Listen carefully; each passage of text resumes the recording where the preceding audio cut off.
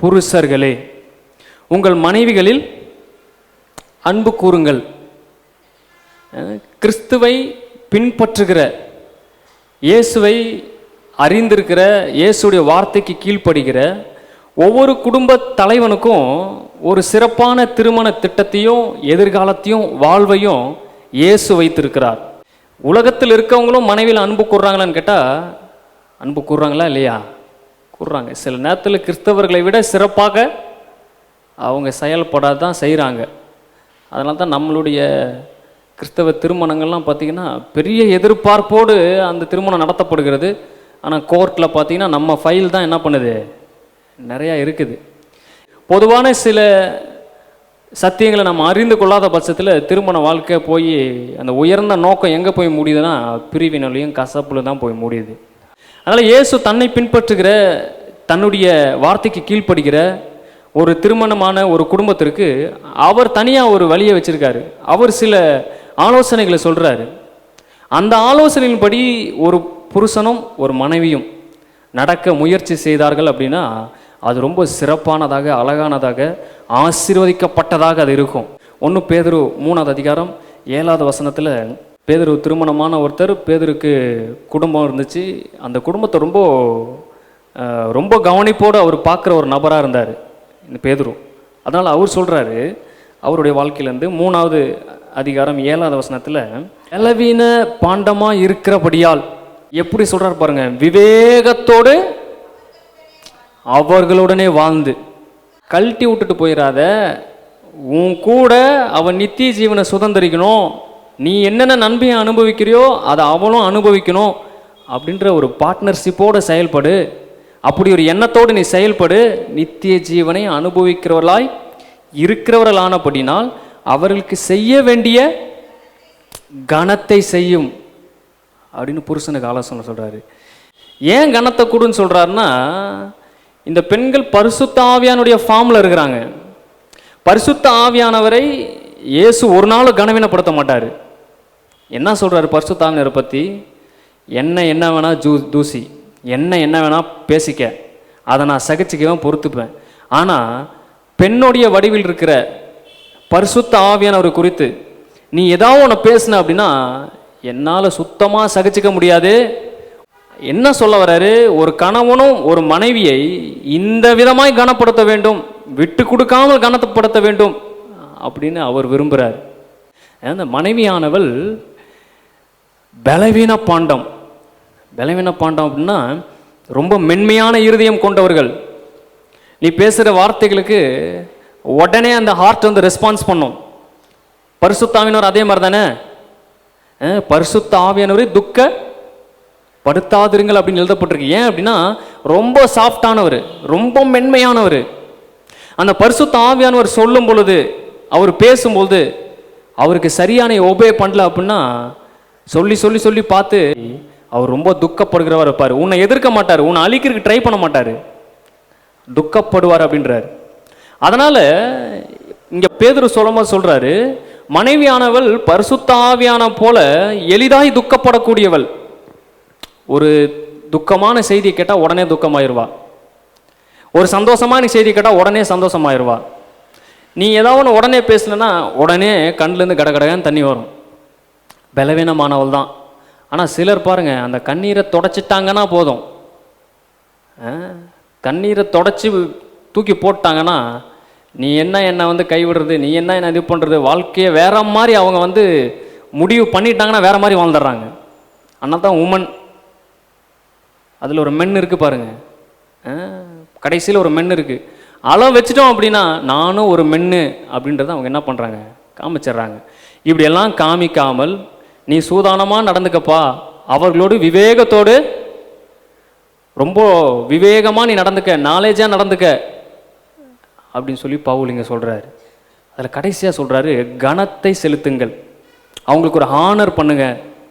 ஏன்னா அவள் உனக்குள்ளேருந்து வந்தவ, உனக்காக சிருஷ்டிக்கப்பட்டவ அப்படின்றத உணர்ந்து அவளை அன்பு கூறு. 2வது கனப்படுத்து, ஹானர் பண்ணு. ஹல்லேலூயா, ஆமே. அப்படி ஹானர் பண்ணும்போது இந்த திருமண நோக்கத்தை கணவனர்கள் அதிகமான உயரத்தினுடைய சக்ஸஸை இவங்களால பார்க்க முடியும்.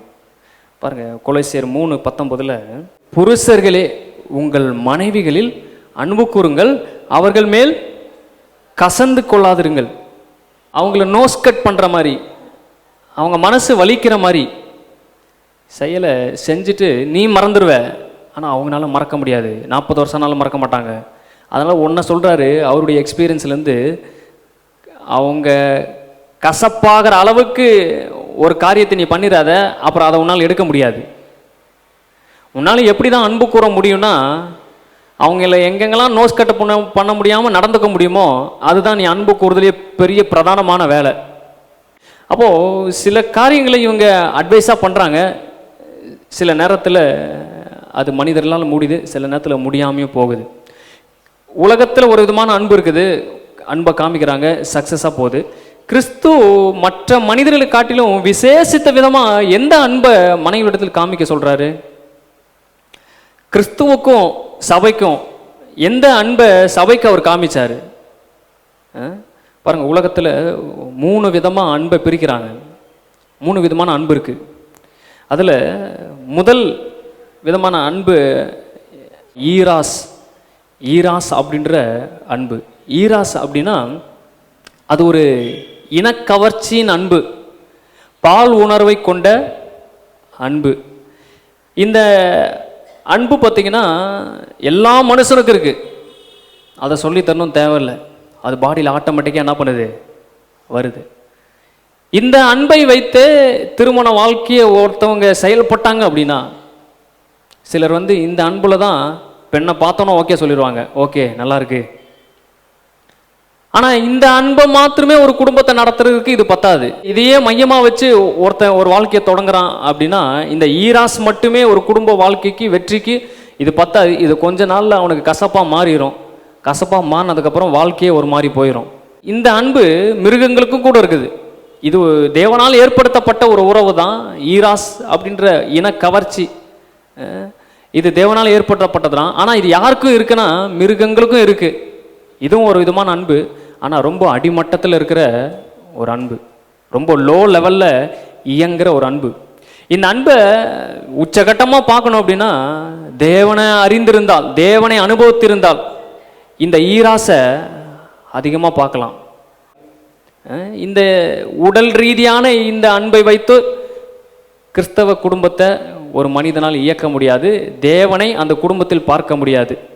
2 சாமுவேல் புஸ்தகம் 13வது அதிகாரத்தில் 15வது வசனம், இங்கே தாவீதுடைய மகனை குறித்து எழுதப்பட்டிருக்கு. மகன் மகள். 13வது அதிகாரம் 15வது வசனம் வாசிங்க. 13:15. பிற்பாடு அம்னோன் அவளை மிகவும் வெறுத்தான். அவன் அவளை விரும்பின விருப்பத்தை பார்க்கிலும் அவளை வெறுத்த வெறுப்பு அதிகமாக இருந்தது.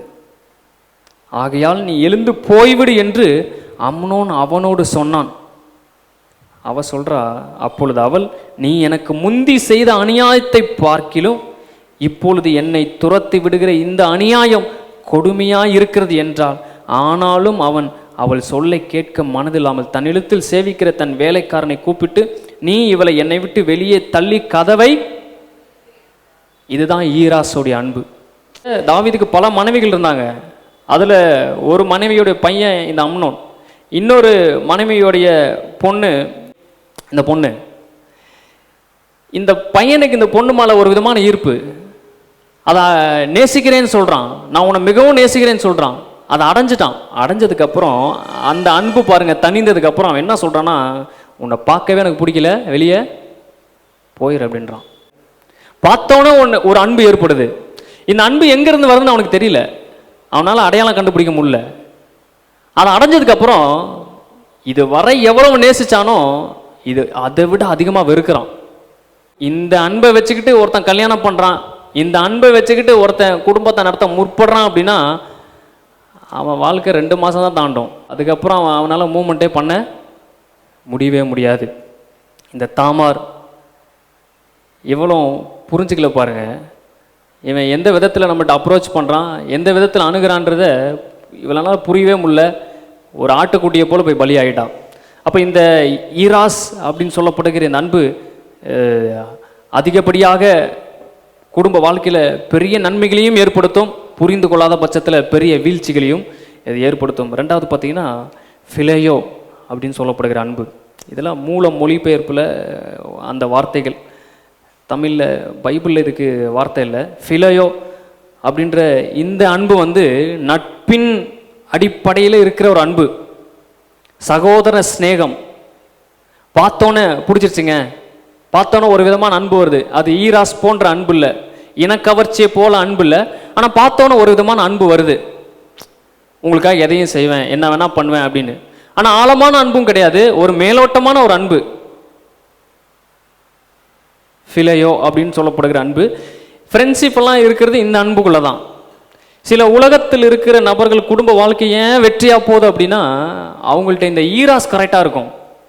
குடும்ப உறவு,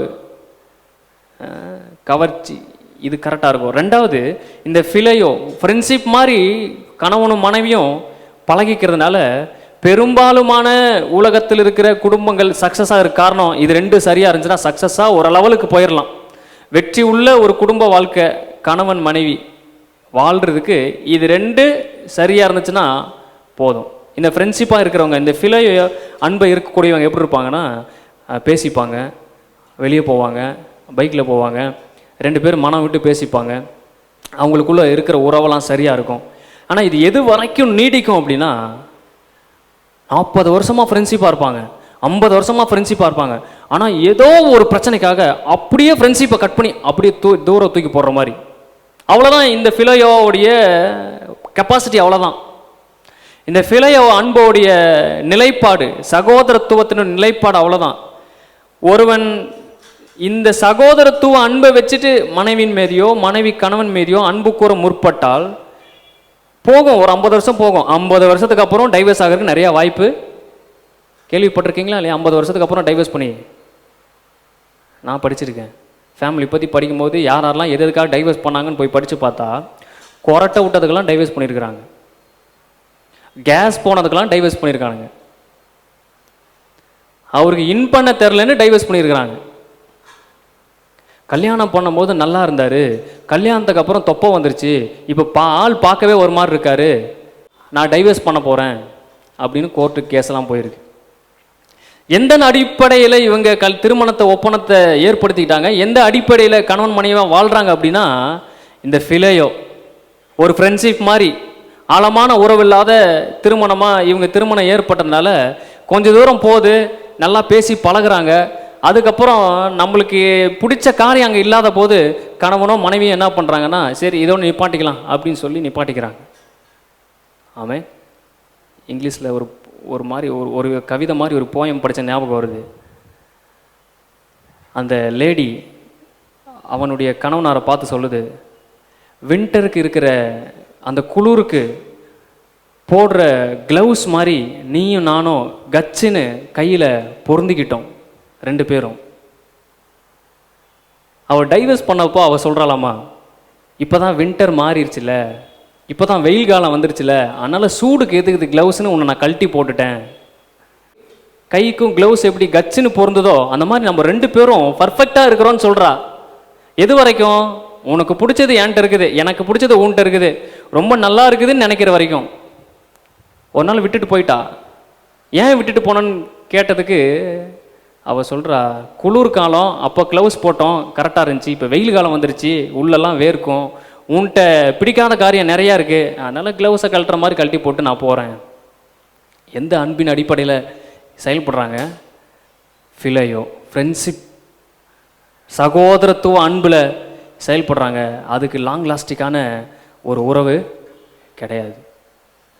சங்கீதம் 55 தாவீது புலம்புறான் பாருங்க. தாவீதோடு கூட வயது சென்ற ஒரு மனுஷன் இருக்கிறான், அவன் கூட ரொம்ப ஃப்ரெண்ட்ஷிப்பாக இருக்கிறான், திக் ஃப்ரெண்ட்ஸ் ரெண்டு பேரும். எந்தெந்த மாதிரி ஃப்ரெண்ட்ஷிப் அப்படின்றத அவனே வர்ணிக்கிறான். சங்கீதம் 55:12 பாருங்க. என்னை நிந்தித்தவன் சத்துரு அல்ல, அப்படி இருந்தால் சகிப்பேன். ஏன்னா சத்துரு என் கூட உட்காரல, சாப்பிடல, பழகலை, என்கிட்ட பேசல, என்னை பற்றி அவனுக்கு தெரியாது, அவனை பற்றி எனக்கு தெரியாது. அப்படி சத்துரு எனக்கு தெரியாத ஒருத்தன் ஏதாவது பண்ணியிருந்தா நான் அதை சகிக்கிறதுக்கு எனக்கு பலன் இருக்கு. எனக்கு விரோதமாய் பெருமை பாராட்டினவன் என் பகைஞனன் அல்ல, அப்படி இருந்தால் அதை மறந்திருப்பேன். எதிரி தானே பண்ணுறான் அப்படின்னு. எனக்கு சமமான மனுஷனும், நான் உன்னை சமமாக பார்த்தேன், என் உயிரை போல சமமாக பார்த்தேன். எனக்கு வழிகாட்டியும், யுத்தம் இப்படி தான் பண்ணணும், தேவன் இதை தான் சொல்கிறாரு, இப்படி தான் நடந்துக்கணும்னு சொன்ன வழிகாட்டி நீ தான், என் தோழனும் ஆகிய நீயே அவன். இப்போ எனக்கு மிகப்பெரிய துரோகத்தை பண்ணிட்ட. நம்ம 2 பேரும் அவ்வளோ நட்பாக இருந்தோம். 14 சொல்கிறேன் பாருங்க, நாம் ஒருமித்து இன்பமான ஆலோசனை பண்ணி கூட்டத்தோடு தேவாலயத்திற்கு போனோம். எங்கே போனாலும் ஒன்றா தான் போவோம், பிரிக்க முடியாத ஜோடியாக இருந்தாங்க. இப்படி இருந்த இந்த அகிதோப்பலை பற்றி தாவீது சொல்கிறான், நீ எனக்கு பயங்கரமான துரோகம் பண்ணிட்ட. சின்ன வயசுலேருந்து, எனக்கு விவரம் தெரிஞ்ச வயசுலேருந்து நீ என் கூட இருந்த, 2 பேரும் இவ்வளோ நட்பாக இருந்தோம். ஆனால் இன்னைக்கு ஒரு பெரிய பிளவு வந்துருச்சு, நம்மளுக்குள்ள அந்த அன்பின் பற்றாக்குறை வந்துருச்சு. இந்த அன்பை வச்சு என்னால் உன் கூட ரொம்ப நாள் ட்ராவல் பண்ண முடியல, இந்த அன்பில் ஒரு ஃபெயிலியரை பார்க்குறேன் அப்படின்னு தாவீது சொல்கிறான். ஆனால் இந்த 2 அன்பையும் தேவன் ஸ்ட்ராங்காக தான் வச்சுருக்காரு. இந்த பாலியல் ரீதியான இந்த அன்பும் ஸ்ட்ராங்காக தான் இருக்குது. யாருக்குன்னா தேவனை அறிந்தவர்களுக்கு, இல்லைன்னா மனைவியனாச்சும் ஆழமாக அறிந்தவர்களுக்கு. இந்த ஃப்ரெண்ட்ஷிப்பும் ஸ்ட்ராங்காக தான் இருக்குது. யாருக்குன்னா ஆழமாய் அன்பை அறிந்து விட்டு கொடுக்குறவங்களுக்கு. 3வது விதமான அன்பு எது அப்படின்னா, அந்த அன்பு இதுவரை இந்த பூமியில் இல்லை. பவுல் சொல்ற, புருஷர்களே மனைவியில் அன்பு கூறுங்கள் சொல்றாரு பாருங்க. அந்த அன்பு எந்த அன்புலையும் நீங்க போட்டு அடைச்சி வைக்க முடியாது. ஏன்னா இயேசு எப்போ இந்த பூமிக்கு வந்தாரோ அந்த அன்பு அப்பதான் பிறந்துச்சு, அந்த அன்பு அப்பதான் வெளிப்பட்டுச்சு. அந்த அன்பை குறித்து தான் பைபிளில் சொல்லப்பட்டிருக்கு எல்லா இடத்துலையும். ஆடுகளுக்காக அவர் ஜீவனை கொடுக்கிறார், அது அன்பு தான். யோவான் 3:16 தேவன் தம்முடைய ஒரே பேரான குமாரனை விசுவாசிக்கிறவன் எவனோ அவன் கெட்டு போகாமல் நித்திய ஜீவனை அடையும்படி அவரை தந்தருளி இவ்வளவாய் உலகத்தில் அன்பு கூர்ந்தார். ஆமே, அந்த இவ்வளவாய் அன்பு கூர்ந்தார்னு சொல்லப்படுது பாருங்க. அந்த அன்பு அதுவரை இந்த பூமியில் இல்லாத ஒரு அன்பு. இயேசு தான் அந்த அன்பையும் இன்ட்ரடியூஸ் பண்ணி வைக்கிறாரு. அந்த அன்புக்கு என்ன பேர் வைக்கணும்னு சொல்லி வேத வல்லுநர்கள்லாம் ஆராய்ச்சி பண்ணி ஒரு பேர் வச்சிருக்காங்க. அந்த அன்புக்கு என்ன பேர் வச்சாங்கன்னா அகாப்பே. எல்லாம் சொல்லுங்க, அகாப்பே. அகாப்பே அன்பு. ஆமே, அப்படின்னா அந்த அகாப்பே அன்பை குறித்து எப்படி விவரிக்கிறாங்கன்னா, அந்த அன்புக்கு ஒரு முடிவே கிடையாது. அந்த அன்புக்கு ஒரு உருவம் கொடுத்தீங்க அப்படின்னா அது அந்த அன்பு எப்படி இருக்குன்னா இயேசு மாதிரி இருக்கும். எங்கே எழுதியிருக்கு பாருங்க, எபிரேயரில் அன்பை குறித்து எழுதின அந்த இடத்துக்கு வாங்க. அந்த அன்புக்கு ஒரு உருவம் கொடுக்கப்படுது. இயேசு காண்பிக்க வந்த அந்த அன்பு எப்படிப்பட்ட அன்பு அப்படின்றத சொல்லப்படுது பாருங்க. கொரிந்தியர் 1 கொரிந்தியர் 13:1 நான் மனுஷர் பாஷைகளையும் தூதர் பாஷைகளையும் பேசினாலும் ஆவிக்குரிய உன்னதமான காரியத்தில் ஒரு புருஷன் ஆப்ரேட் பண்ணலாம், ஒரு மனைவி ஆப்ரேட் பண்ணலாம், அந்நிய பாஷையை சரளமாக பேசலாம். ஆனால் இந்த அகாப்பே அன்பு இல்லாமல் அவர்கள் பேசினால் அவர்கள் சத்தமிடுகிற வெண்கல போலவும் ஓசையிடுகிற கைத்தாளம் போலவும் இருப்பார்கள். நான் தீர்க்க தரிசன வரத்தை உடையவனாய் இருந்து சகல ரகசியங்களையும் சகல அறிவையும் அறிந்தாலும் மலைகளை பெயர்க்கத்தக்க சகல விசுவாசம் உள்ளவனாய் இருந்தாலும் அன்பு எனக்கிறவிட்டால் நான் ஒன்றுமில்லை. பயங்கரமான ப்ராஃபஸி சொல்லுவார், தீர்க்க தரிசனம் பயங்கரமாக சொல்லுவார். ஆனால் அடுத்த மாதம் பார்த்தீங்கன்னா டைவர்ஸ் ஆயிரும் அவருக்கு. எங்கேயோ ஒரு இடத்துல அவருக்கு ஃபெயிலியர் இருக்கும். இங்கே ஃபுல்பிட்டில் நல்லா ஒர்க் பண்ணுவார், ஃபுல்பிட்டில் அவருடைய இதெல்லாம் பயங்கர ஃபயராக இருக்கும். ஆனால் காடோடைய அன்போட டெப்த்தை வாங்கி வச்சுருக்காருன்னு கேட்டால் அங்கே இருக்காது. மனிதரோடு கூட ஏதோ ஒரு போராட்டம் பிரச்சனை இருந்துகிட்டே இருக்கும்.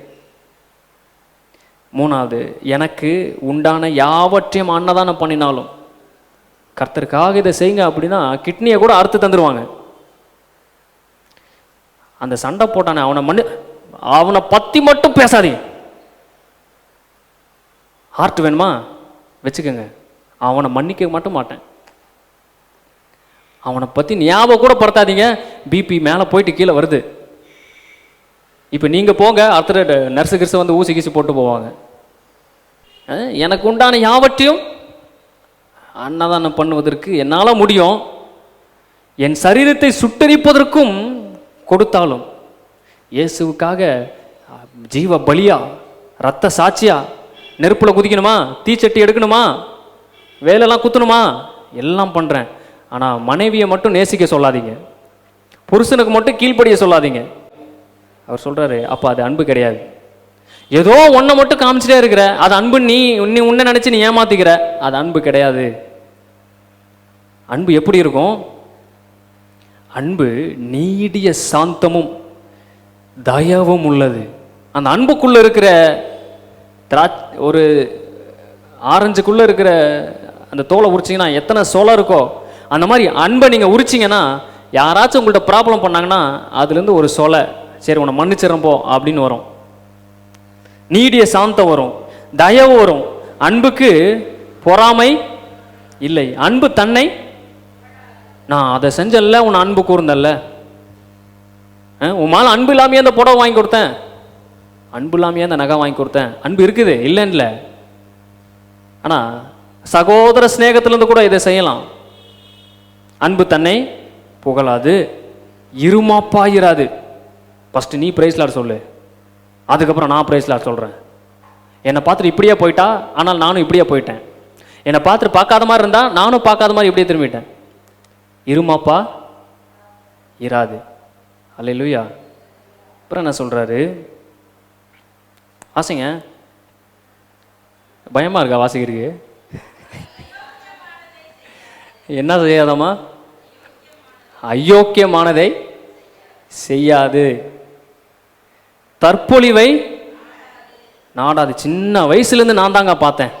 இவங்களை பார்க்கறதுக்காக ரத்தம் சொட்டி சொட்டி பார்த்தேங்க.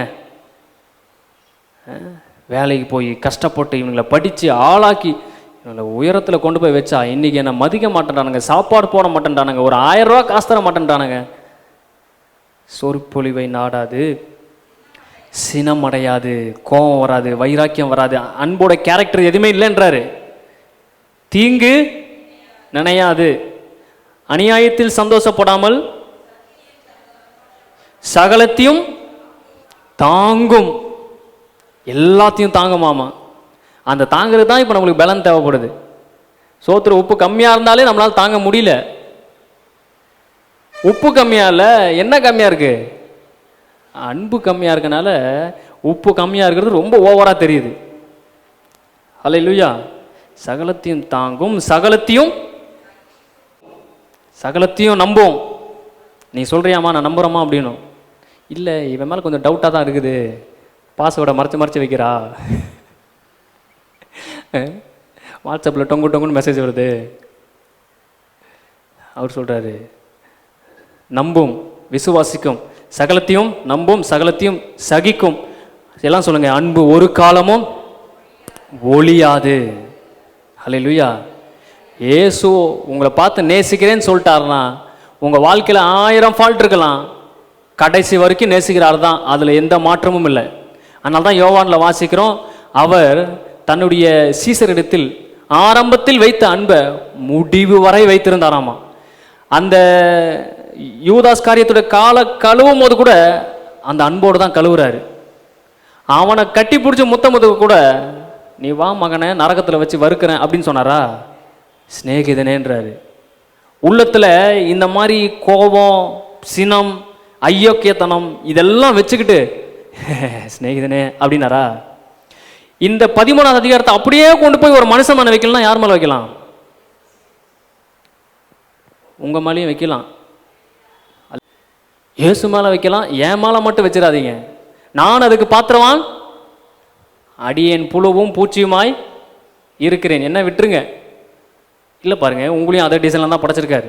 அதனால்தான் புருஷர்களுக்கும் மனைவிகளுக்கும் சொல்றாரு, இந்த அன்புக்கு நீங்கள் பாத்திரவான்கள், இந்த அன்பை உங்களாலே காமிக்க முடியும், நீங்க காண்பிக்க முடியும் அப்படின்றக்காக தான் இயேசு டெமான்ஸ்ட்ரேட்டே பண்ணி காமிச்சிருக்காரு, நிரூபிச்சே காமிச்சிருக்காரு. மனிதர்களால் முடியும் அப்படின்றக்காக மனிதனாகவே வந்து அந்த அகாப்பே அன்பை, ஒரு புருஷன் எப்படி அன்பு கூற வேண்டும் என்பதை டெமான்ஸ்ட்ரேட் பண்ணி காமிச்சிருக்காரு. அன்பு ஒரு காலமும் ஒழியாது, தீர்க்க தரிசனங்கள் ஒளிந்து போகும்.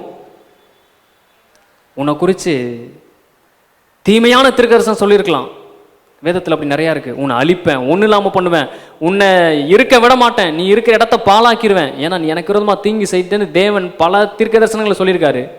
ஆனால் கொஞ்ச நேரம் ஆனதுக்கப்புறம் அவனை நினச்சி அன்பு வந்ததுனால அவர் சொல்கிறாரு, உன்னை நினைக்கும் போதெல்லாம் நான் ஏன் உன்ட்ட இப்படி பேசினேன்னு தெரில, அதனால் நான் அந்த தீர்க்க தரிசனம் மாற்றிடுறேன் அப்படின்றாரு. அன்பு தீர்க்க தரிசனத்தையை மாற்றுகிறது. தீர்க்க தரிசனங்கள் ஒளிந்து போகவும், அந்நிய பாஷைகளும் ஒளிந்து போகும், அறிவானாலும் ஒளிந்து போகும். ஒரு 80 வயசு ஆச்சுன்னா ஆரம்பத்தில் பேசின மாதிரி உங்கள் கணவனார் பேச மாட்டார், மனைவி பேச மாட்டார், பேச முடியாது, தாங்கவும் முடியாது, நடந்துக்கவும் முடியாது. ஆனால் அந்த உள்ளத்தில் இருக்கிற அந்த அன்பு ஆரம்பத்தில் இருந்ததை விட 80 வருஷத்தில் அது இன்னும் வலுவாயிருக்கும், இன்னும் அது வைரமாக ஆயிருக்கும். ஹல்லேலூயா. அந்த அன்பு அப்படியே இருக்குன்றாரு. அறிவானாலும் ஒளிந்து போயிடும், நம்முடைய அறிவு குறைவுள்ளது, நாம் தீர்க்கதரிசனம் சொல்லுதல் குறைவுள்ளது, நிறைவானது வரும்பொழுது குறைவானது ஒளிந்து போகும். நாம் குழந்தையாக இருக்கும் பொழுது குழந்தையை போல பேசினோம், குழந்தையை போல சிந்தித்தோம், குழந்தையை போல யோசித்தேன், நான் புருஷனான பொழுதோ குழந்தைகளுக்கு ஏற்றவையில் எல்லாம் ஒழித்து விட்டேன். ஆனாலும் நம்ம சபையில் 40 வயசான குழந்தைங்கள்லாம் இன்னும் இருக்கதா செய்கிறீங்க. இன்னும் குழந்தைத்தனமாக சண்டை போட்டுட்டு 2 பேரும் நான் அதை பண்ண மாட்டேன் இதை பண்ண மாட்டேன்னு சொல்லுகிற 50 வயசு குழந்தைய யாராச்சும் பார்க்கணுன்னா இங்கே வாருங்கள், சங்கிலியானபுரம் வாங்க. அல்லேலூயா. இவர் சொல்கிறார், எல்லாத்தையும் ஒழிச்சிட்டேன், இப்போ நான் யாரை போல இருக்கணும் அப்படின்னா புருஷனை போல, குமாரனை போல, இயேசுவை போல ஒரு அன்பை உடையவனா தேவன் என்னை வச்சிருக்கிறாரு. எத்தனை பேர், எத்தனை புருஷர்கள் நம்புறீங்க? கேட்டாலும் கேட்காத மாதிரி தான் இருப்போம் அப்படின்னு. புருஷனுக்குள்ள அப்படி ஒரு அன்பை வச்சிருக்கிறாரு. இந்த அன்புக்கு முன்பாக யாரும் எதிர்த்து நின்று செயல்பட முடியாத அளவுக்கு இந்த அன்புக்கு பவர் இருக்கு. அல்லேலூயா. அடிக்கிறவர்களை சரண்டராக்கக்கூடிய அன்பு இது. ஒரு போர் சேவகன் இயேசு அடிச்சுட்டே இருக்கிறான் பாருங்க, அவனுக்கு ஒன்றும் புரியல, இவ்வளோ அடிக்கிறோம். மற்ற சிலுவையில் அரைஞ்சவங்க எல்லாருமே கிட்டத்தட்ட 300க்கு மேற்பட்ட நபர்களை அந்த சீசனில் சிலுவையில் அரைஞ்சிருக்காங்க. அந்த 300 பேரும் சிலுவையில் அரையும் போது சாபம் விடுவாங்க, யார் அடிக்கிறாங்களோ துன்புறுத்துறாங்களோ அவங்களுக்கு சாபம் விடுவாங்க. ஆனால் இயேசு அந்த அடிக்கிறவங்களையும் துன்புறுத்துறவங்களும் நடந்துக்கிற விதமே வேற மாதிரி இருக்கு. அதனால அவர் அடித்து ஜீவனை விடும் பொழுது அந்த அடியெல்லாம் வாங்கிட்டு இவனுங்களை மன்னிக்கும் போது இவனுக்கு ஒன்றுமே புரியல. அதனால 100க்கு அதிபதி சொல்லுகிறான் முட்டி போட்டுட்டு, இவர் மெய்யாகவே தேவனுடைய. ஏங்க சிலுவையில் என்னங்க பார்த்தான்? என்ன பார்த்தான் அப்படின்னா, எந்த மனுஷனும் நடந்து கொள்ள முடியாத அளவுக்கு இயேசு நடந்துக்கிட்டார். எந்த மனுஷன்ட்டு இல்லாத அன்பு அவர்கிட்ட இருந்ததுனால எந்த மனுஷனும் மன்னிக்க முடியாததை மன்னிச்சார். ஏன் அப்படின்னா அவர்கிட்ட அகாப்பே அன்பு இருக்கு. மனிதர்கள் என்னதான் செஞ்சாலும் மனிதர்களை நேசிக்கிற சக்தியை இயேசு இழந்து விடவில்லை. இயேசுவுக்கு விரோதமாகவே செயல்பட்டாலும் அந்த அடிக்கிறவன் மீது இயேசு அன்பு செலுத்துகிறதை நிப்பாட்ட முடியாது. அந்த அன்பு தான் புருஷனுக்கு இருக்கணுன்றாரு. ஒரு புருஷன் சபை எப்படி இயேசுவை அடித்து துணியை காய போகிற மாதிரி காய போட்டுச்சோ, அவர் கொஞ்சம் நஞ்ச உயிர்லையும் என்ன தான் சொல்கிறாரு, இவங்க தெரியாமல் செஞ்சிட்டாங்க, மன்னிச்சிருங்க. சிலருக்கு இதை கேட்கும் போது டென்ஷன் ஆகும். இவ தெரியாமல் செய்கிறான்னு நீங்கள் நினைக்கிறீங்களா? புரியுது, உங்கள் வழி எனக்கும் புரியுது, உங்கள் பாதைகள் தான் நானும் இருக்கிறேன், எனக்கும் உங்கள் கஷ்டங்கள்லாம் புரியுது. ஆனால் தான் கல்யாணம் பண்ணி சர்ச்சுக்கு கொடுக்குறாங்க, கல்யாணம் பண்ணால் சாப்பா தரமாட்டேன்றாங்க. ஏன்? பட்டு புரிஞ்சு நிற்க முடிஞ்சா நில்லு, இல்லைன்னா கேமை விட்டு வெளியே போயிரு. இயேசுகிட்ட அந்த தனித்துவமான பலன் இருக்குது, அந்த தனித்துவமான அன்பு இருக்குது. அவரை பின்பற்றுகிறவர்கள், அவரை ஃபாலோ பண்ணுறவங்களுக்கு இப்படிப்பட்ட 1 கொரிந்தியர் 13வது அதிகாரத்தில் இருக்கிற இந்த அன்பை அவர் ப்ரொவைட் பண்ணுறாரு. இந்த அன்பை தம்மை பின்பற்றுகிற புருஷர்களுக்கு அவர் தருகிறார். எதுக்கு தராரு? இப்படி தான் இந்த பூமியில் ஒரு மனிதன் அன்பு கூற வேண்டும், தீமையை எதிர்க்க வேண்டும், தீமையை அழிக்க வேண்டும் அப்படின்றத யார் நிரூபித்து காமிக்கிறான்னா இயேசு நிரூபித்து காண்பிக்கிறார். இதை பழைய ஏற்பாட்டில் ஒரு இடத்துல மட்டும் இருக்குது. ஒரு அளவில்லாத ஒரு அன்பை தேவன் காண்பிப்பதற்கு முயற்சி செய்கிறாரு, கொஞ்சமாக தான் காமிக்க முடியுது. ஆனால் உச்சகட்டமான அன்பை ஒரு புருஷன் எப்படி காண்பிக்கணுன்றதை சிலுவையில் காமிச்சாரு. பழைய ஏற்பாட்டில் பாருங்க, ஓசியாவின் புஸ்தகம் 1வது அதிகாரம் 2வது வசனம் வாசிங்க. ஓசியாவின் புஸ்தகம் 1வது அதிகாரம் 2வது வசனம். சோர பிள்ளைகளையும் உன்னிடமாக சேர்த்துக்கொள், தேசம் கர்த்தரை விட்டு சோரம் போயிற்றென்றார். என்ன சொல்லப்படுது? கணவனே இல்லாத ஒரு பெண், அவளுக்கான குழந்தைங்கள்லாம் இருக்குது, அவன் அந்த மாதிரி ஒரு வேலையை செஞ்சுட்டு இருக்கா. அந்த மாதிரி ஒரு பெண்ணை தீர்க்கதரிசி திருமணம் செய்ய சொல்றாரு. உங்க பாஸ்ட் அப்படி பண்ணிட்டு வந்தாருன்னா என்ன பண்ணுவீங்க? பெண் இருக்கு, அந்த பெண்ணுக்கு 2 குழந்தைங்க இருக்காங்க, பசங்க இருக்கிறாங்க, அப்பா யாரும் கேட்டால் தெரிலன்றானுங்க. அந்த பொண்ணுகிட்ட கேட்டால் அது எத்தனை எங்கே இருக்காங்க யாரும் தெரிலன்னு அந்த பெண்ணை திருமணம் செய்ய சொல்றாரு. இந்த தீர்க்கதரிசி எப்படி கீழ்ப்படிஞ்சிருப்பார் பாருங்க. திருமணமாக்கி கொண்டு வந்து அவளுக்கு ஒரு குழந்தை பிறக்குது. அந்த அளவுக்கு திருமண உறவை அண்டர்ஸ்டாண்ட் பண்ணி மறுபடியும் ஒரு வாழ்க்கையை தொடங்கிட்டாங்க. இவன் என்ன பண்றான்னா, இவர் கூட வாழ்றது எனக்கு போர் அடிக்குது, ஒரே புருஷனுடைய அன்பை என்னால் அனுபவிக்க முடியல, இவ்வளவு நாள் மோசமான அன்பை தான் நான் பார்த்துட்டு இருந்தேன், வருவானுங்க என்னை அபியூஸ் பண்ணுவானுங்க, என்னை யூஸ் பண்ணுவானுங்க, அதோட போயிடுவானுங்க, இது எனக்கு கம்ஃபர்டபுளாக இருந்துச்சு, ஏமாற்றப்படுகிறேன், வலி நிறைந்த வாழ்க்கை. ஆனால் திடீர்னு ஒருத்தன் வந்தான், உன்னை நான் ஏற்றுக்கிறேன்னு சொன்னான், 2 குழந்தைங்க இருக்குன்னு சொன்னேன், பரவாயில்ல ஏற்றுக்கிறேன்னு சொன்னான், என் வாழ்க்கை இப்படி தான் இருக்குன்னு சொன்னேன், நான் ஒரு விபச்சாரின்னு சொன்னேன், அவன் சொல்கிறான் பரவாயில்ல ஏற்றுக்கிறேன்றான். அந்த அன்பை என்னால் தாங்க முடியல அப்படின்னு சொல்லி இவன் இந்த வீட்டை விட்டு ஓடி போயிடுறான். தேவன் சொல்கிறாரு, இஸ்ரவேல் என் மனைவியும் அதே மாதிரி தான், நான் எவ்வளோ அன்பை காமிக்கணும்னு நினைக்கிறேன், ஆனால் அவன் என்ன பண்ணுறான்னா என்னுடைய அன்பை தாங்க முடியாமல் என்கிட்ட ஓடி ஓடி போகிறா. தீர்க்கதரிசி சொல்கிறாரு, அவள் ஓடி போயிட்டால, மறுபடியும் அவளை தேடிப்போ, மறுபடியும் அவளை பிடிச்சு கொண்டு வந்து மறுபடியும் மனைவியாக்கு அப்படின்றாரு. இந்த அன்பை உங்களால் புரிஞ்சுக்க முடியுதா? அப்படியே சொல்கிறார் பாருங்க, 3ஆவது அதிகாரம் 1ஆவது வசனம், ஓசியா 3:1, அவளை நோக்கி நீ வேசித்தனம் பண்ணாலும் ஒரு வேளையும் சேரமானாலும் அநேக நாள் எனக்காக காத்திரு, உனக்காக நானும் காத்திருப்பேன் என்றேன். அந்த பெண்ணிட்ட சொல்கிறா, நீ பல டைம் தப்பு பண்ணிட்ட, இருந்தாலும் நான் உனக்கு சான்ஸ் மேலே சான்ஸ் கொடுத்துட்டே இருக்கிறேன். ஒரு மனைவிக்கு கணவன் கொடுக்க வேண்டிய வேலை என்னன்னா, தப்பு நடந்தவொன்னு தண்டிக்கிறது இல்லை, அநேக வாய்ப்புகளை கொடுக்கணும். எப்படி கொடுக்கணும் அப்படின்னா, மாறுகிற வரைக்கும், மாற்றத்தை பார்க்குற வரைக்கும் வாய்ப்பை கொடுக்கணும். ஏன்னா கிறிஸ்து அதே மாதிரி தான் கொடுக்குறாரு. தன்னுடைய சரீரமாகிய சபையை கரை திரை முதலானவைகள் எதுவுமே இல்லாமல் பரிசுத்தமும் பிழையற்றமான ஒரு மகிமுள்ள சபையாக தனக்கு முன்பாக நிறுத்தி கொள்வதற்கு தான் ரத்தத்தையே குத்தி அந்த ரத்தத்தையே வச்சு கழுவுறாரு. ஐயோ இங்கே கொஞ்சம் அழுக்கு இருக்கு, இந்த ரத்தத்தை வச்சு கழுவு, இங்கே கொஞ்சம் அழுக்கு இருக்கு, இந்த ஹார்ட்லேருந்து வர ரத்தத்தை வச்சு கழுவு, எல்லா ரத்தத்தையும் வச்சு கழுவி கழுவி கடைசியில் பார்க்கும் பொழுது பிழையற்றதும் மகிமையும் உள்ள ஒரு சபையாக தனக்குத்தானே அவர் கிஃப்ட் பண்ணுறாரு. புருஷருக்கு அதை தான் சொல்கிறாரு, உன் மனைவியை எப்படி அன்பு கூறணும்னா, எங்கெங்கெல்லாம் ஃபால்ட்டாக பார்க்குறியோ உன் ரத்தத்தை கொடுத்துனாச்சும் அந்த ஃபால்ட்டை நீ மாற்றிடணும். கேட்குறதுக்கு ஏதோ 7 கடல் தாண்டி 7 மலை தாண்டி போய் ஏதோ செய்கிற மாதிரி தான் இருக்கும். ஆனால் அவர் சொல்கிறாரு, அதுக்கான பலத்தை நான் உனக்கு தரேன். எப்போ தருவேன்? இதை நீ கேட்டிருக்கும் போதே, உன் மனசில் அக்செப்ட் பண்ணிட்டனா, இதை கேட்டிருக்கும் போதே, இப்படி ஒரு அன்பை என்னால் கொடுக்க முடியுமா, இதுக்கு நான் வர ஆண்டவரே, ஓகே ஆண்டவரே நீ சொன்னால் போதும், நான் காத்துட்ருக்கேன், உன் கேட்டை திறக்கிறதுக்கு வாசப்படிந்து கதவை தட்டிட்டு இருக்கேன், நீ ஆமேன்னு சொல்லிட்டா போதும், நான் அதற்கான பலனை தரேன் அப்படின்றாரு. எத்தனை பேர் நம்புறீங்க? ஆமே.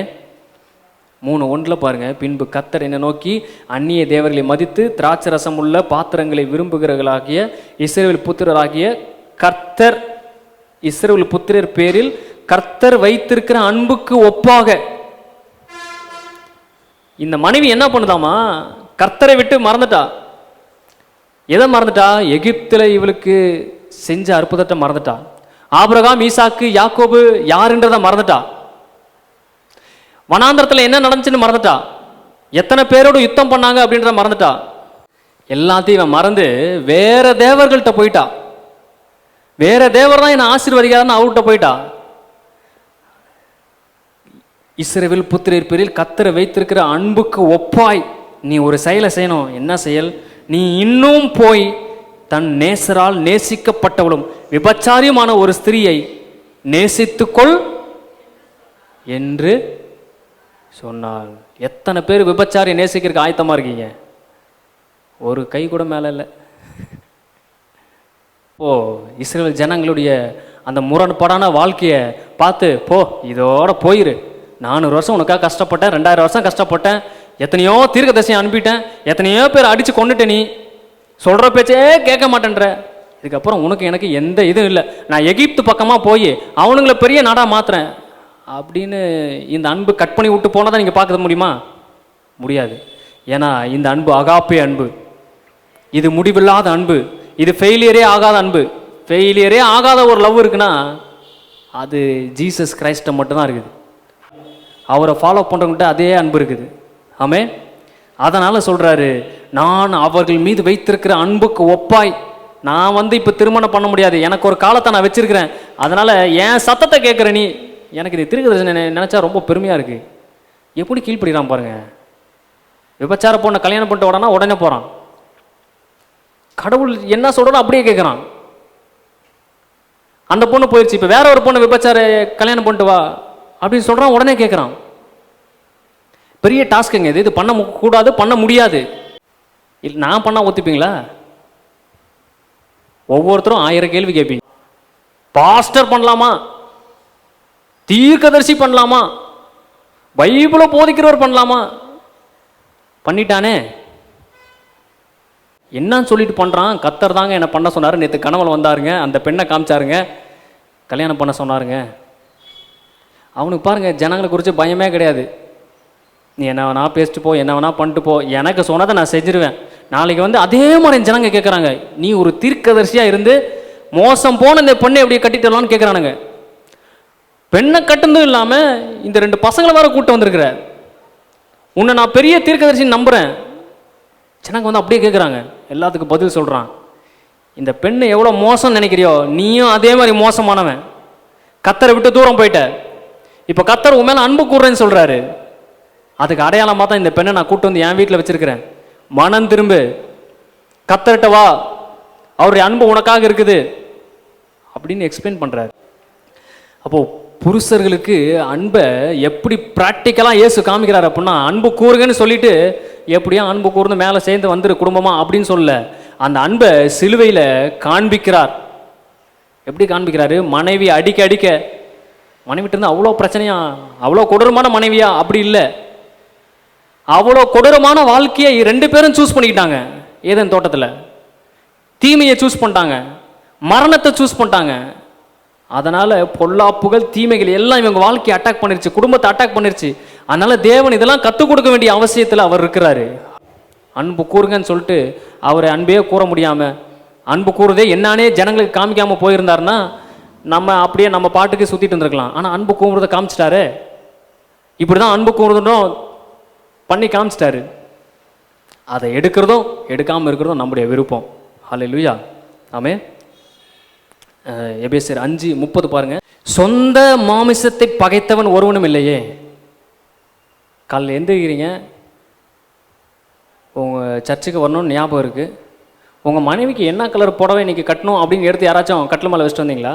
இந்தாம்மா இதான் எடுத்து வச்சுருக்கம்மா, இது கட்டிக்கமா, இந்த கிளிப் எடுத்து குத்திக்கமா? யாரும் பண்ணுறதில்ல. யாராச்சும் பண்ணியிருந்தீங்கன்னா மன்னிச்சிடுங்க, யாரும் பண்ண மாட்டாங்கன்னு ஒரு நம்பிக்கை இருக்குது எனக்கு. ஏன்னா நானே பண்ணுறதில்ல. மனைவியை அப்படி நம்ம பார்க்குறதில்ல. ஆனால் நான் என்ன ட்ரெஸ் போடணும் அப்படின்றத எப்போ யோசிக்கிறோம்? நாங்கள் நேற்று நைட்லேருந்து யோசிப்போம், இல்லைன்னா காலையில் யோசிப்போம். நீங்கள் ஒரு வாரத்துக்கு முன்னாடியே யோசிப்பீங்க, இந்த கல்யாணத்துக்கு என்ன பண்ணணும். ஏன்? சொந்த சரீரத்தை அவ்வளவா நேசிக்கிறோம் நம்ம. இங்கே கிறிஸ்து சொல்கிறாரு, சபையும் நானும் ஒரே சரீரம். கிறிஸ்து அடிப்படும் பொழுது ஏதோ இயேசு மட்டும் தனியாக துடிச்சிட்டு இருக்கல, அந்த கிறிஸ்துவோடு கூட சபையும் சேர்ந்து அடி வாங்குது. ஆனால் தான் பவுல் சொல்கிறாரு கலாத்தியர் 2:20, கிறிஸ்துவோடு கூட சிலுவையில் அறையப்பட்டே ஆயினும் பிழைத்திருக்கிறேன். அவர் அடி வாங்குந்த நான் நினைக்கும் பொழுது எனக்கு இங்கே துடிக்குது. உங்களுக்கு துடிக்குதா இல்லையா? அதுக்கு நானே அடி வாங்கியிருக்கலாம். ஆனால் அவர் அடி வாங்குறத பார்க்கும்போது ஏன் நான் வாங்குற அடியை விட அதிகமான வலி எனக்கு வருது. ஆமே. சிலுவையில் இயேசு அவர் மாத்திரம் தொங்கல, அங்கே பிதா, குமாரன், பரிசுத்த ஆவியானவர் மனுக்குலமும் சேர்ந்து தொங்குது. ஒருத்தன் கடவுளுடைய இருதயத்துக்குள்ளே போனான் அப்படின்னா அந்த வலியை அவன் தாங்க வேண்டியதாக இருக்கும். எனக்காக அடிபட்டிருக்காருன்னு எனக்கு கேள்விப்படும் பொழுது ஒரு விதமான வலியை எனக்குள்ளே ஏற்படுத்துது.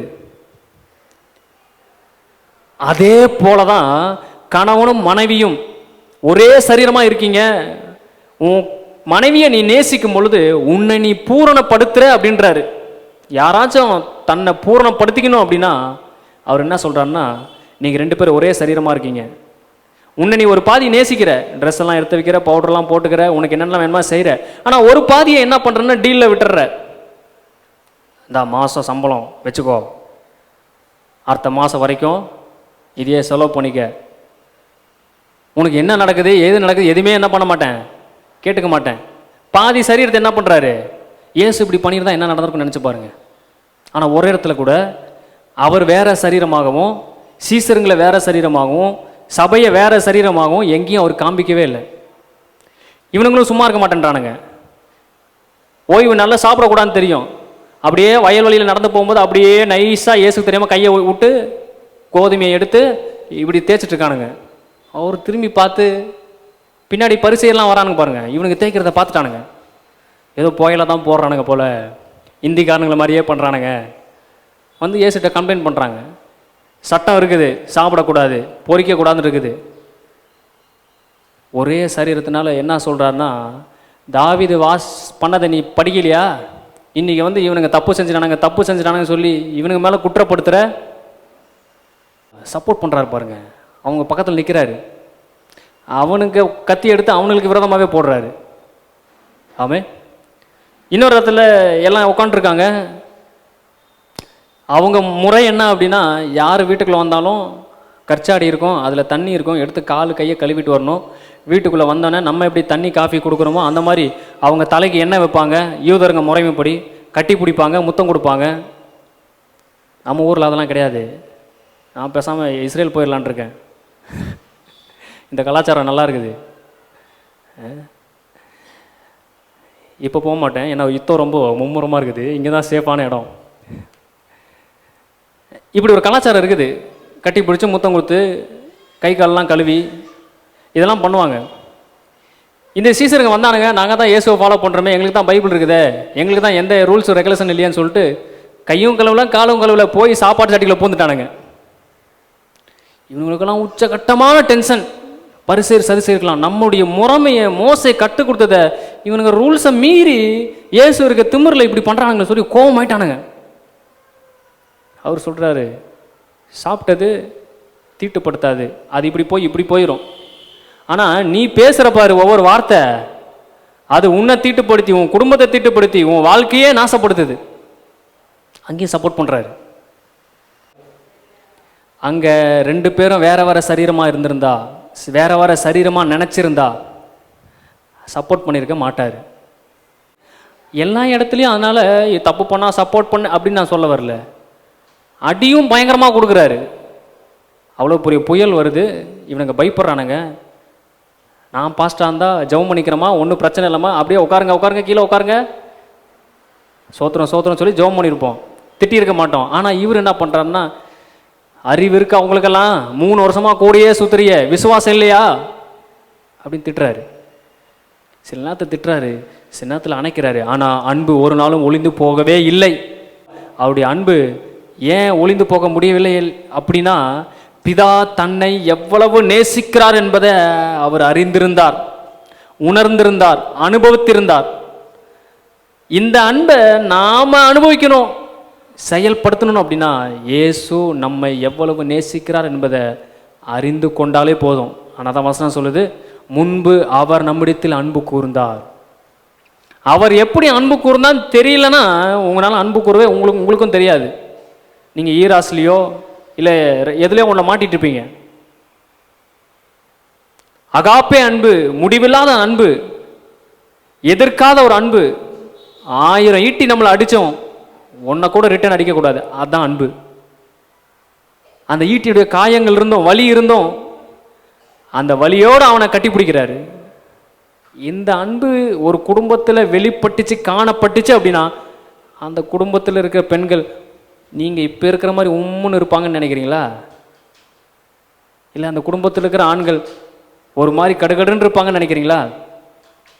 வாய்ப்பே கிடையாது. அதனால் ஒரே சரீரமாய் அவர் பார்க்கிறார். 30வது வசனம் வாசிங்க, எப்படி சொல்கிறார் பாருங்க. நாம் அவருடைய சரீரத்தின் அவயவம். நீங்கள் ஒவ்வொரு பார்ட்டாக இருக்கீங்க அவர் சரீரத்தில். இந்த இடத்துல யூஸ் பண்ணப்படுகிற இந்த வார்த்தையை பார்த்தீங்கன்னா, அவருடைய மாம்சத்திற்கும் அவருடைய எலும்புக்கும் உரியவளாக இருக்கிறோம் அப்படின்னு ஏன் சபையை பார்த்து பவுல் யூஸ் பண்ணுறாருன்னா, இந்த வார்த்தையை இதுக்கு முன்னாடி ஆதாம் தான் யூஸ் பண்ணியிருக்கான். என்ன யூஸ் பண்ணா? ஏவால அவனுக்குள்ளே இருந்து வெளியே கொண்டு வந்து நிப்பாட்டுறாரு. மயக்கெல்லாம் தெரிஞ்சு கண்ணை திறந்து பார்க்குறான், ஏவாள் வந்து நிற்கிறான். அவனுக்குள்ளே இருக்கிற ஸ்பிரிட் அந்த வெளிப்பாடை கொடுக்குது. என்னன்னா, இவ வேற குரங்கு, காட்டெருமை, நாய் வந்த மாதிரி இவ படைக்கப்படல. இவன் எங்கிருந்தா வந்திருக்கா? என் எலும்பின் எலும்பும் என் மாம்சத்தின், இவ எனக்குள்ள இருந்து வந்தவ, நானும் இவனும் ஒரே சரீரமா இருக்கிறோம் அப்படின்ற ஒரு வெளிப்பாடை அவன் சொல்றான் பாருங்க. அதே லிட்டரலான வார்த்தையை தான் இங்க பவுல் யூஸ் பண்றாரு. எப்படி ஏவால ஆதாமுக்குள்ள இருந்து எடுத்தாரோ அது போல சபையாகிய உங்களை ஏன் ஏவால அப்படி எடுத்தாங்க அப்படின்றது ஒரு மிகப்பெரிய உதாரணமே என்னன்னா, சபையை இப்படிதான் பிறக்க வைக்க போறாரு, அதனால இப்படிதான் படைச்சாரு. ஏவால ஆதாம் மாதிரியே படைச்சிருக்கலாம். ஏன் தேவன் படுக்க வச்சு எலும்புல இருந்து எடுத்தாரு? சபையை தன்னுடைய சரீரத்திலிருந்து எடுக்க போறாரு. அதுக்கு அடையாளமாகவே ஆதாமை இப்படி படைச்சாரு, ஏவால இப்படி படைச்சாரு. அப்ப என்ன வாசிக்கிறோம்? இருவரும் ஒரே சரீரம். அதை ஃபீல் பண்ண முடியுதோ ஃபீல் பண்ண முடியலையோ, ஆனா அதுதான் நிஜம்.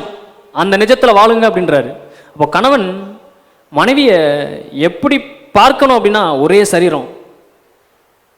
அங்க என்ன நடக்குதோ அது நிச்சயமா உனக்கு பங்கு இருக்கு. ஒரு சரீரத்தில் ஒரு பாதி ஏதோ ஒன்று ஆகுதுன்னா இந்த பாதிக்கும் சேர்த்து டேமேஜ், இந்த பாதியும் சேர்த்து கஷ்டப்படுது. இந்த மாதிரி தான் நீ பார்க்கணும், இப்படி தான் டிசைட் பண்ணப்பட்டிருக்க, இதுதான் உன்னுடைய ரியல் வாழ்க்கை அப்படின்றாரு. அல்லேலூயா. 31வது வசனம், இது நிமித்தம் புருஷன் தன் தகப்பனையும் தன் தாயையும் விட்டு தன் மனைவியுடன் இசைந்து இருவரும் ஒரே மாமிசமாக இருப்பார்கள். இந்த வசனத்துக்கு மெசேஜ் பைபிள் அப்படின்னு இங்கிலீஷில் இருக்குது. அந்த பைபிளுடைய மொழிபெயர்ப்பு எப்படி வருது அப்படின்னா, தகப்பனையும் தாயையும் விட்டு, உன் கவனத்தை தகப்பனையும் தாயையும் தான் இத்தனை வருஷமாக 20 வருஷமாக அப்பா அம்மா மேலே தான் ஃபோக்கஸாக இருந்த. ஆனால் உனக்குள்ள உன் மனைவிக்காக ஒரு அன்பின் இறுதியத்தை நீ வச்சிருக்க, அதை அப்பா அம்மாட்ட காமிக்க முடியாது. அதனால் இப்போ உனக்கு மேரேஜ் ஆயிடுச்சு, அப்பா அம்மாவை பார்க்கறத விட்டுட்டு உன் மனைவியின் காதலில் ஒரு தேடலை ஏற்படுத்திக்கொள் அப்படின்னு மெசேஜ் டிரான்ஸ்லேட்டில் இருக்குது. அப்பா அம்மாவை பார்க்குறது கொஞ்சம் ஸ்டாப் பண்ணிட்டு உன் மனைவியுடைய காதலில் விழுந்துரு அப்படின்றாரு. தமிழில் சொல்கிறதுனால ரொம்ப ஷார்ப்பாக இருக்க மாதிரி இருக்கும். மனைவியுடைய காதலில் ஒரு தேடலை ஏற்படுத்து அப்படின்றாரு. அதை புரிஞ்சுக்க ட்ரை பண்ணு அப்படின்றாரு. சபைக்கு தேவன் இதுதான் சொல்ல வர்றாரு. என்னை அறிந்து கொள்வதில், எனக்கு கீழ்ப்படுகிறதுல ஒரு அன்போடு நீ செயல்பட்டுட்டே இருன்றாரு. அதே தான் கணவனுக்கும் சொல்றாரு. யாருக்கு இது ஸ்டாப் ஆயிரும், யாருக்கு இது போர் அடிச்சிரும்னா, சரீரத்தை பார்த்து அன்பு கூறவர்களுக்கு போர் அடிச்சிடும், நட்பு உறவில் இருக்கவங்களுக்கு போர் அடிச்சிடும். ஆனால் தேவனுடைய அன்பை பெற்ற, அகாப்பே அன்பை உணர்ந்த, அந்த அன்பை உணர்ந்து கொண்டிருக்கிற அந்த மனுஷனுக்கு அந்த அன்பின் ஆழத்தில் அவன் போயிட்டே இருப்பான். அவன் வாழ்க்கையில் அன்பின் ஃபெயிலியர் ஆகாது, கசப்பு என்கிற ஒன்று வரவே வராது. ஆமென். அதை தான் பிலிப்பியரில் அவர் செஞ்சே காமிக்கிறார். பிலிப்பியர் 2:4 நீங்கள் பார்த்தீங்கன்னா, அவர் தேவனுக்கு சமமாக இருந்தும் அதை கொள்ளையாடின பொருளாக அவர் எண்ணாமல் அடிமையின் ரூபம் எடுத்து தம்மை தாமே தாழ்த்தி சிலுவையில் மரண பரியந்தம் சபைக்காக, தன்னுடைய மனைவிக்காக தன்னைத்தானே தாழ்த்தி மரித்து உயிர் தெழுந்தார். ஆமென். அப்போ மனைவியை கிறிஸ்து நேசிப்பதற்காக அந்த அன்பின் தேடலுக்குள்ள போறதுக்கு தன்னுடைய பொசிஷனையே இழந்துட்டாரு. தான் எங்க இருந்தேன்னு மறந்து, தான் எந்த நிலைமையில் இருக்குன்றதை மறந்து பிதாவாகிய தேவனை விட்டு இறங்கி வந்தார். தன்னுடைய பதவியை விட்டு இறங்கி வந்தார். இறங்கி வந்து நன்மை செய்கிறவராக, அன்பு கூறுறவராக சுற்றி திரிந்தார். அப்போ புருஷர்களே, உங்கள் மனைவியில் அன்பு கூறுங்கள். எப்படிப்பட்ட அன்பு? இப்படி அன்பு கூறுறது கடினமாக இருக்கும்னு நினைக்கிறீங்களா? கடினமாக அன்பு கூறுறது எப்படி தெரியுங்களா? அன்பே கூறாமல் இருக்க முயற்சி பண்ணாமல் இருக்கிறது. சிலர் என்ன சொல்கிறாங்கன்னா, அன்பு வந்தால் தானங்க பண்ண முடியும், அது வரமாட்டேன். ஆமென். நீ பிரியாணி பண்ணுறதுக்கு பல மாதம் கற்றுக்குவே யூடியூப்பை பார்த்து, ஒரு தொழிலை கற்றுக்கிறதுக்கு எத்தனையோ வருஷம் கற்றுக்கிற, அன்பு கூறுறதுக்கு நீ என்ன பண்ணு, கற்றுக்க அப்படின்னு எனக்கு சொல்லி கொடுத்தாங்க.